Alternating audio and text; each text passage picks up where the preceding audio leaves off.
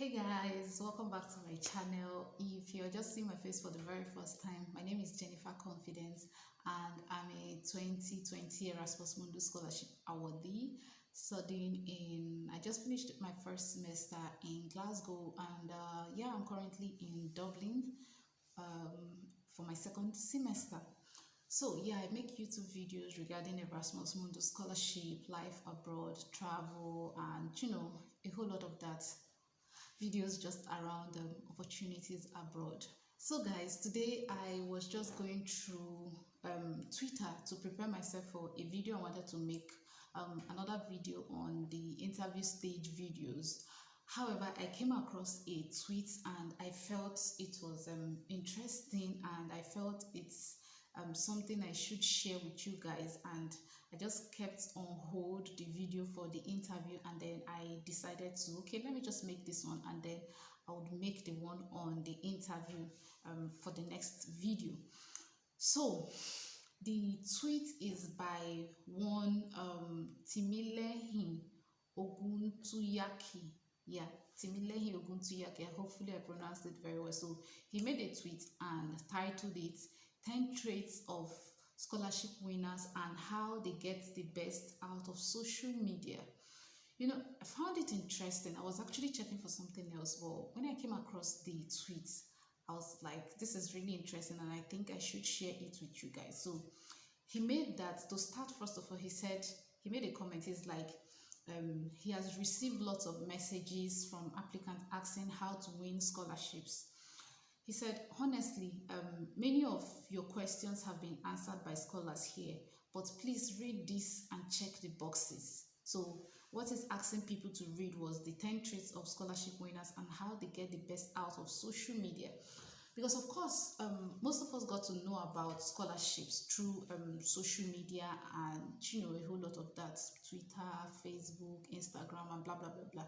So I found his tweet really interesting and really intriguing, and that's why I'm bringing it to you. So the first comment he made, the first one, so we said the title is 10 traits of scholarship winners and how they get the best out of social media.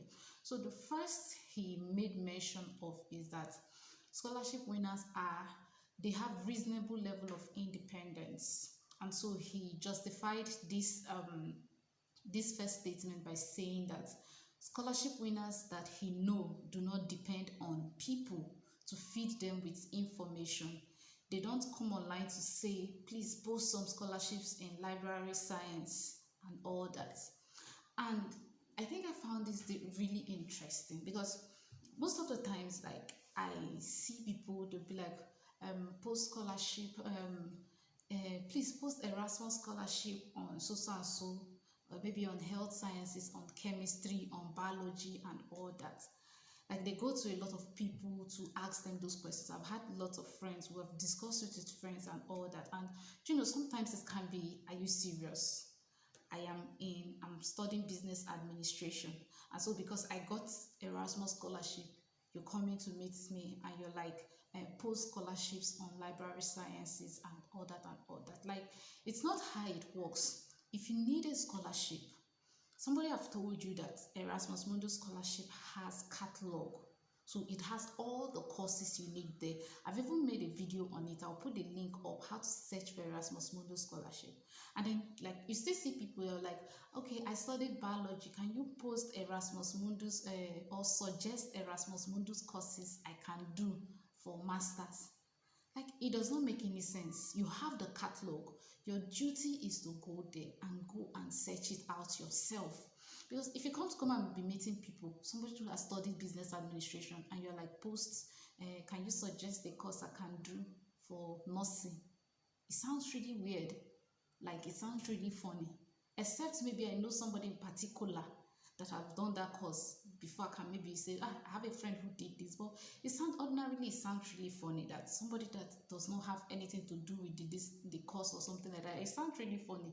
Can you post on, like, I found this first one, I felt it's really valid and I think people should hear it. Okay, so the next point he made is that they don't ask people to mentor them. Scholarship winners don't ask people to mentor them. They end the mentorship. Ordinarily for me, okay, let me read what what he talked about. He's like, many scholars will not even respond when you ask them that. It's too big of a commitment for somebody that don't know you before to just commit to mentor you. Honestly, for me, I'm not really sure about how that mentorship stuff work. I don't know, maybe if I've been mentoring other people. I know people have been coming to me, can you mentor me and things like that. I'm not really sure how it works, but I know that I try as much as possible to be available to respond to people that are people that have been asking me questions and all that. Because of course I'm just one person. I have Facebook, Twitter, Instagram, and all of that. And there are a lot of people asking me, can you mentor me? Can you do this one? Like, if I have an information that I know and it's in my field, I can, and you are making your application and you come and ask me, or I know the information, I would readily give it to you. I don't really know how this mentorship stuff works, but as much as possible, I give out information. So from this point, he's talking about like people you don't know really coming to tell you that can you mentor me and all that. I don't really know how people react to that. Honestly, for me, I'm just like, when I see people ask me that, I'm just like, huh, I will share give you information that I think you should have. That in fact, every information available to me that I know that will be useful to you, I'll share give it to you. If you ask me, I give it to you. If I remember, because there are a lot of people, if I remember that, if I come across an information and I know that somebody is in need of it, sometimes I might forget the person, but then if I remember, I send it to you. That's how I actually operate. So the third thing he talked about was that they have great interpersonal and communication skills. Another, he stated that this cannot be overemphasized. In fact, they will reflect in your email correspondence to the prospective supervisors or employers. And okay, he talked about people reading books on interpersonal communication skills and blah blah blah blah and things like that. Like, I've honestly come across people that came off so rude to me.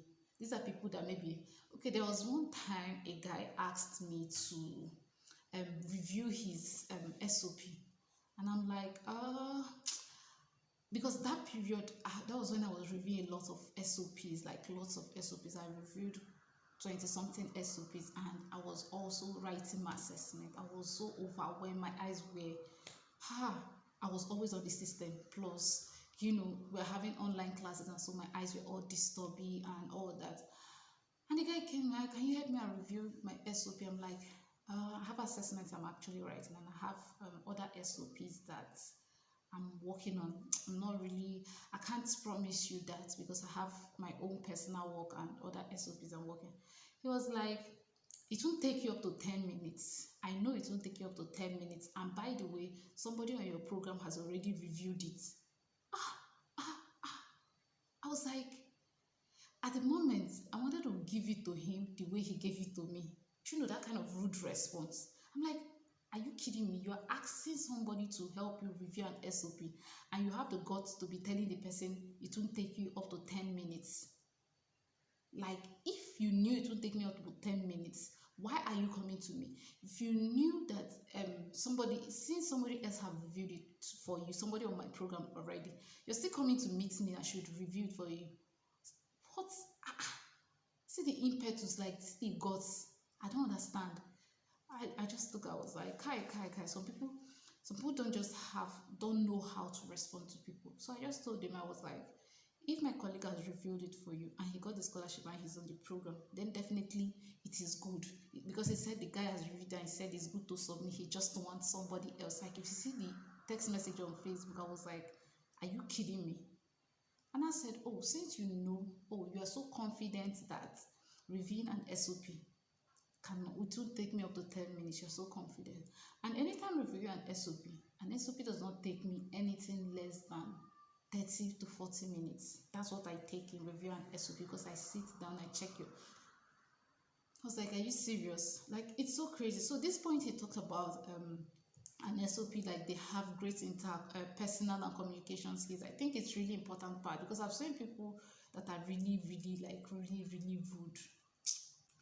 Anyways, another thing is, he said, the fourth thing he talked about, he said they are readers. He said you want scholarship but you don't want to read. How do you intend to make it in grad school? I think this is really important. Like you can't overemphasize it. Let's just go on you. I, I you people should understand. So the fifth thing he talked about is they are hungry, ready, and determined.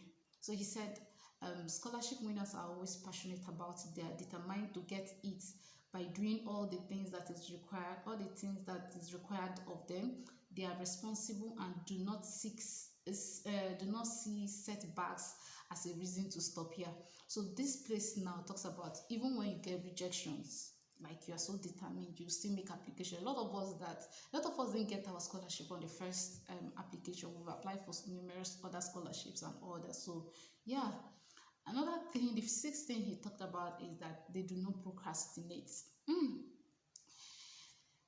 He said they don't wait until deadline, until the last day, which is deadline to submit the applications. They prepare way ahead because the scholarships are announced. They are always a step ahead of those applicants who just want to add to the numbers.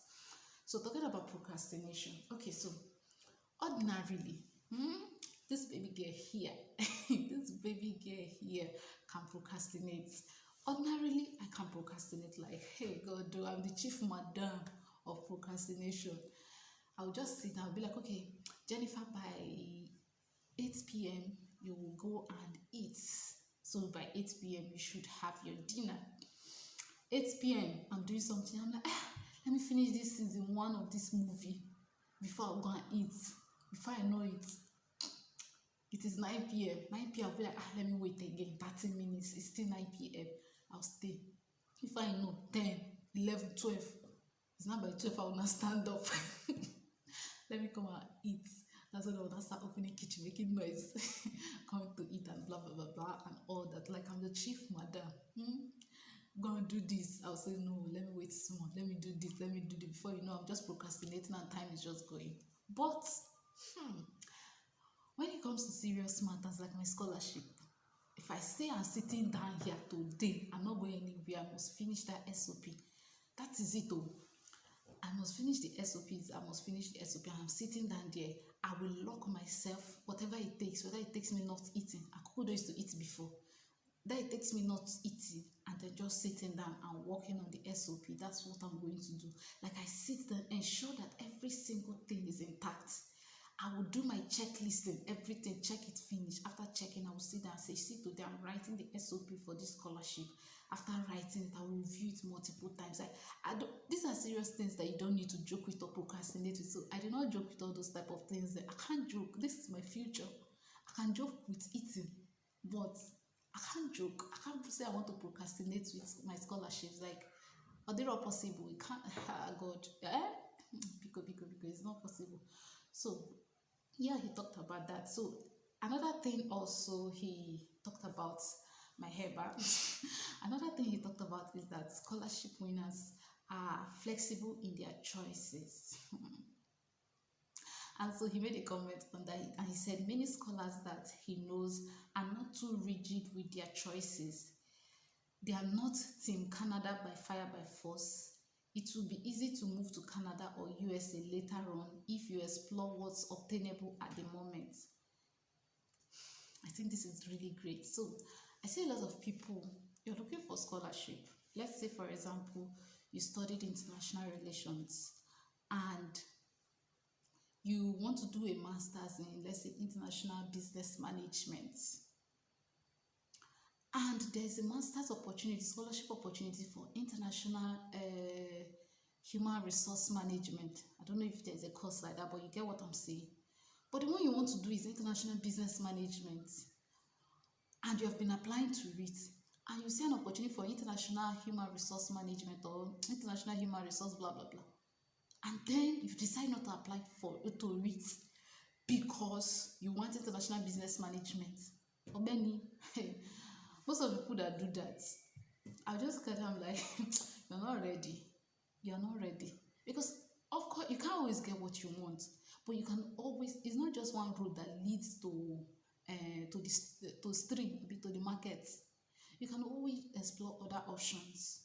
Because getting another scholarship, like, would you rather prefer staying 1 year or 2 years until you get that international business management?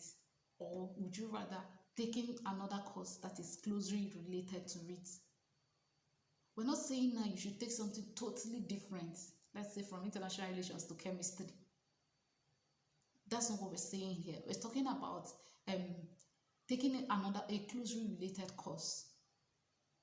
So I see a lot of people, they go and search on Erasmus Mundus this thing. They're like, we're not seeing a master's in pharmacy or something like that, pharmaceutical, this, that.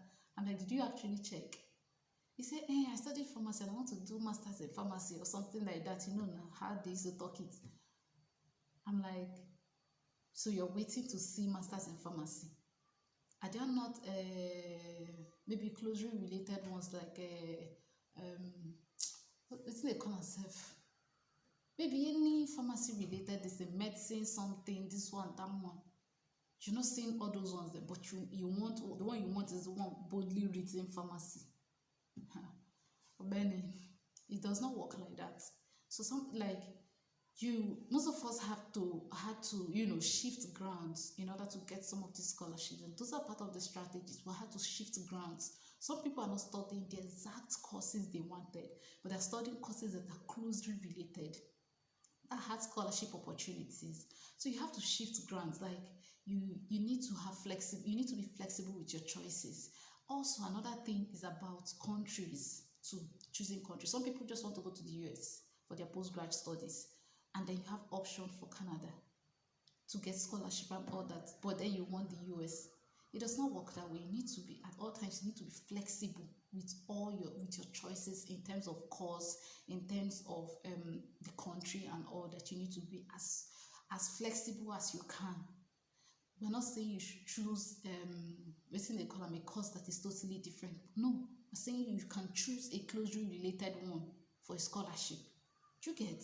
Because like I once asked on Twitter, Twitter people and all that community, and I asked, could they suggest people in my field of study, which is peace studies and all that, because I saw they had a lot of people in the sciences, STEM, agric and all that, but there were not really enough people that I saw on Twitter that were in peace education and peace studies, conflict resolution and all that. So I now asked that they should suggest to me people I can follow who are in line, just as they have other PhD people that are doing PhD in peace and conflict or global governance and all that. They suggested a lot of people, but then somebody made a comment there, because I said I wanted to do PhD in that area, so I needed somebody in that area that is doing a PhD already, so that I can be following the person's content.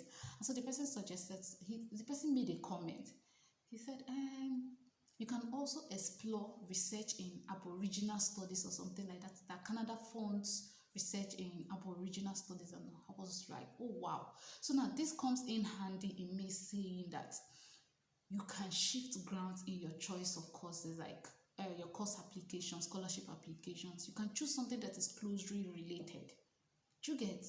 Like it's closely, it might not be the exact same distance, but you can choose something that is very closely related, that you can always find a relationship between the course you've always wanted to do and the one that scholarship is available. So the guy told me, he's like, the main thing is the scholarship. Do you get?